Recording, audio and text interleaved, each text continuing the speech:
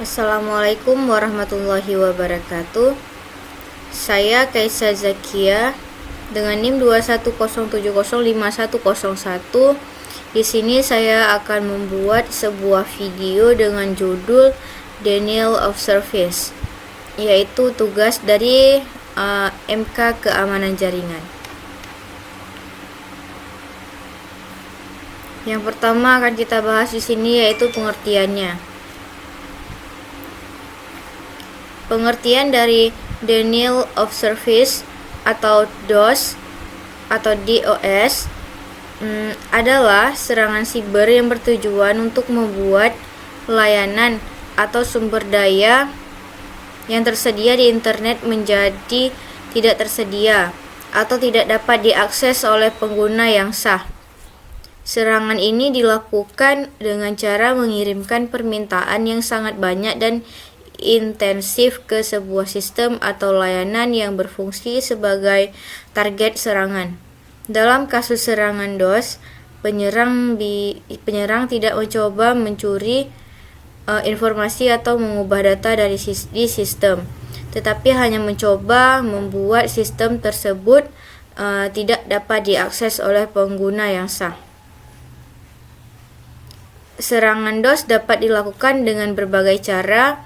Salah satu cara yang umum adalah dengan membanjiri sistem atau jaringan dengan lalu lintas data yang sangat tinggi, sehingga menyebabkan sistem menjadi overload atau jenuh dan tidak dapat melayani permintaan pengguna yang sah.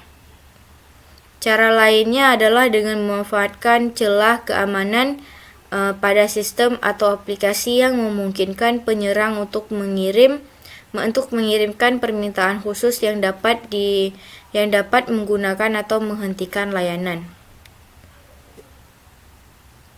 Berikutnya ada contoh denial of service. Yang pertama yaitu ada serangan flood. Serangan ini dilakukan dengan cara membanjiri sistem atau jaringan dengan lalu lintas data yang sangat tinggi, sehingga menyebabkan sistem menjadi overload atau jenuh dan tidak dapat melayani permintaan pengguna yang sah. Contohnya, seorang penyerang dapat mengirimkan ribuan atau bahkan jutaan permintaan ke server atau situs web dalam waktu yang sangat singkat. Yang kedua yaitu serangan ping of death. Serangan ini dilakukan dengan mengirimkan paket data yang sangat besar atau tidak valid ke sebuah sistem atau jaringan, sehingga menyebabkan sistem menjadi tidak stabil atau bahkan crash.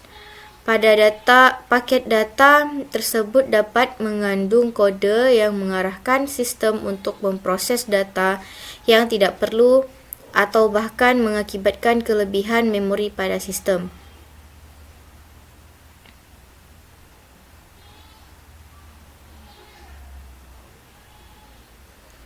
Yang berikutnya serangan Smurf.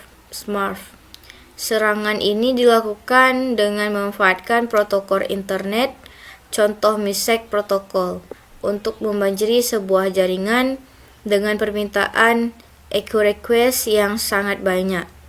Serangan ini dapat membuat jaringan menjadi overload dan tidak dapat diakses oleh pengguna yang sah. Berikutnya serangan SCN flood. Serangan ini dilakukan dengan membanjiri sebuah sistem atau jaringan dengan permintaan SDN atau Secure Net yang sangat banyak dan tidak valid. Permintaan SDN ini biasanya digunakan untuk membuka koneksi TCP antara dua sistem. Tetapi dalam serangan ini permintaan SDN tidak pernah diselesaikan dan membuat sistem menjadi.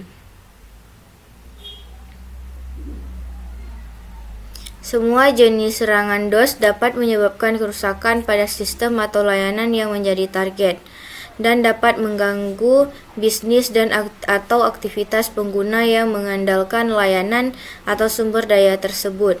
Oleh karena itu, penting bagi organisasi atau pengguna untuk memperkuat keamanan sistem dan mengambil tindakan pencegahan untuk melindungi diri dari serangan DOS. Selanjutnya akan kita bahas sedikit tentang kelebihan dan kekurangan dari denial of service. Sebagai sebuah serangan siber, denial of service memiliki beberapa kelebihan dan kekurangan, seperti yang akan saya jelaskan berikut ini.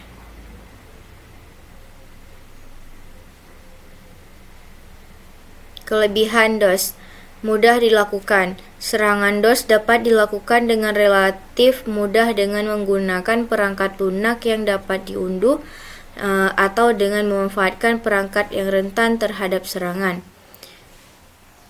Efektif. Serangan DOS dapat sangat efektif dalam mematikan sistem atau layanan online dan mengakibatkan kerugian finansial dan reputasi bagi korban serangan. Tidak memerlukan akses ke sistem.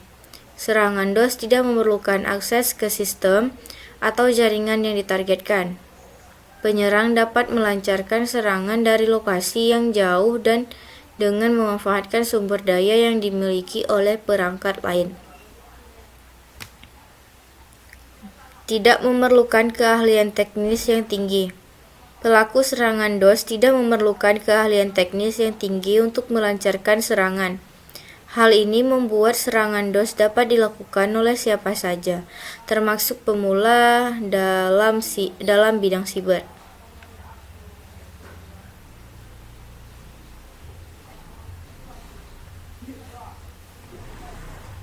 Berikutnya ini ada kekurangan DOS.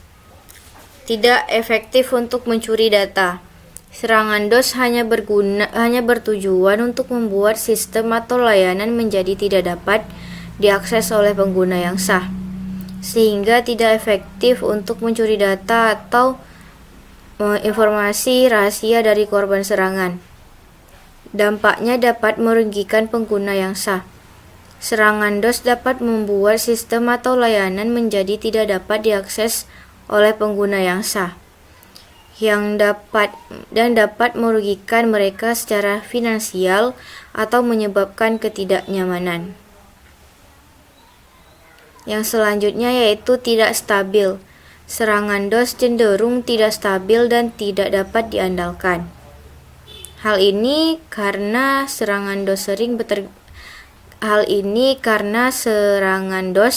sering bergantung pada sumber daya yang dimiliki oleh perangkat yang digunakan untuk melancarkan serangan.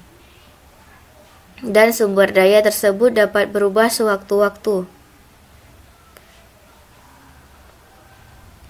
Selanjutnya, tidak efektif untuk mengambil alih sistem. Serangan DOS tidak efektif untuk mengambil alih sistem atau jaringan. Serangan yang bertujuan untuk mengambil alih sistem atau jaringan biasanya memerlukan akses ke sistem dan keahlian teknis yang tinggi. Dalam kesimpulannya, meskipun serangan DOS memiliki beberapa kelebihan seperti mudah dilakukan dan efektif dalam mematikan sistem atau layanan, namun serangan ini juga memiliki beberapa kekurangan, seperti dampaknya yang merugikan pengguna yang sah dan tidak efektif untuk mencuri data atau mengambil alih sistem. Oleh karena itu, penting bagi pengguna untuk mengambil tindakan keamanan yang tepat untuk melindungi sistem dan layanan mereka dari serangan DOS. Cara menghindari denial of service atau DOS.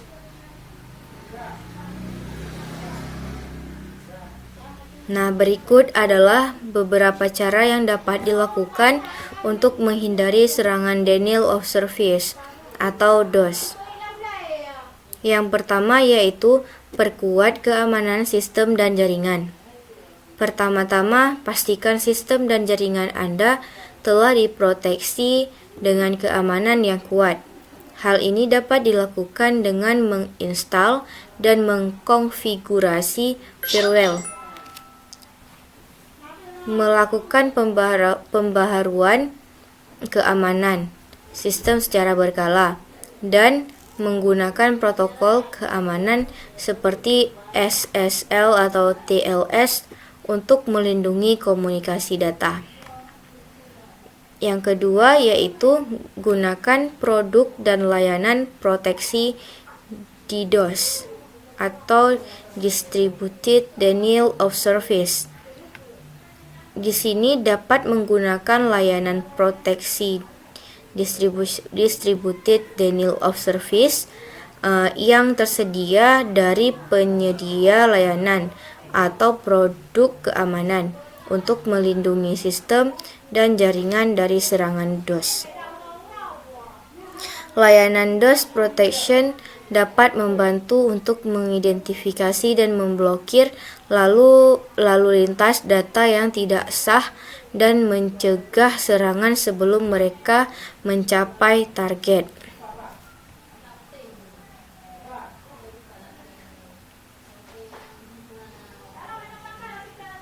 Yang ketiga, gunakan filter lalu lintas data.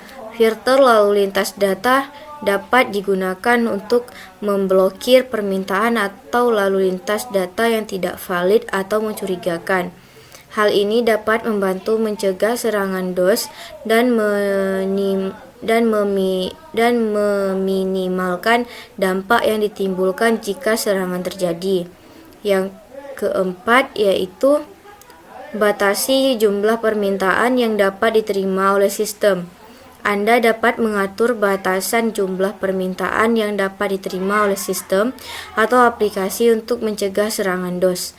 Misalnya, Anda dapat membatasi jumlah koneksi TCP yang dapat diterima oleh server dalam waktu tertentu, atau membatasi jumlah permintaan HTTP yang dapat diterima oleh situs web dalam satu sesi. Yang berikutnya yaitu memonitor lalu lintas data. Pantau lalu lintas data yang masuk ke sistem dan jaringan Anda secara teratur.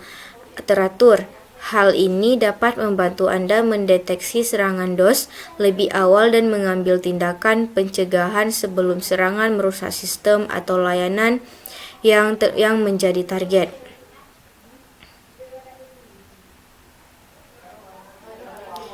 Berikutnya, lakukan tes keamanan secara berkala. Lakukan tes keamanan secara berkala untuk mengidentifikasi celah keamanan pada sistem atau jaringan Anda. Dengan melakukan tes keamanan secara berkala, Anda dapat menemukan celah keamanan yang mungkin dapat dimanfaatkan oleh penyerang untuk melakukan serangan DOS. Dengan melakukan langkah-langkah pencegahan yang tepat, Anda dapat membantu melindungi sistem dan jaringan Anda dari serangan DOS dan menghindari dampak yang ditimbulkan oleh serangan DOS.